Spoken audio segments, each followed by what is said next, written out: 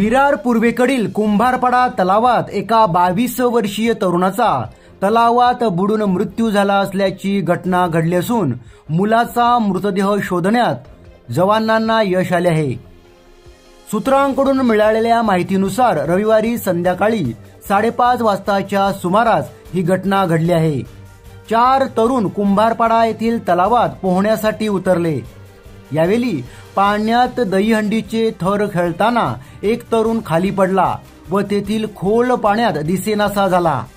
सदर घटनेत बुडालेला उद्धव नाटेकर हा 22 वर्षाचा तरुण असून तो विरार साईनाथ नगर येथे राहणार आहे।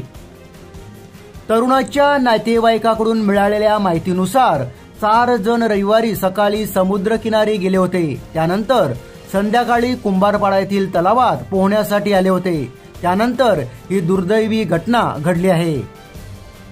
या घटनेची माहिती मिळताच विरार पोलीस व अग्निशमन जवानांनी घटनास्थळी धाव घेतली।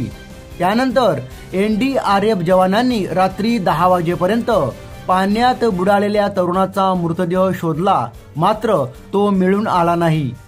सोमवारी सकाळपासून पुन्हा एकदा शोध मोहीम सुरू केली होती। त्यानंतर संध्याकाळच्या सुमारास अग्निशमन दलाच्या जवानांना तरुणाचा मृतदेह मिळून आला। सध्या पावसाचे दिवस सुरू आहेत। नदी, नाळे, तलाव तुडुंब भरून वाहू लागले आहेत। पिकनिकला जाताना तरुणांनी व पालकांनी आता सावधगिरी बाळगणे फार गरजेचे आहे।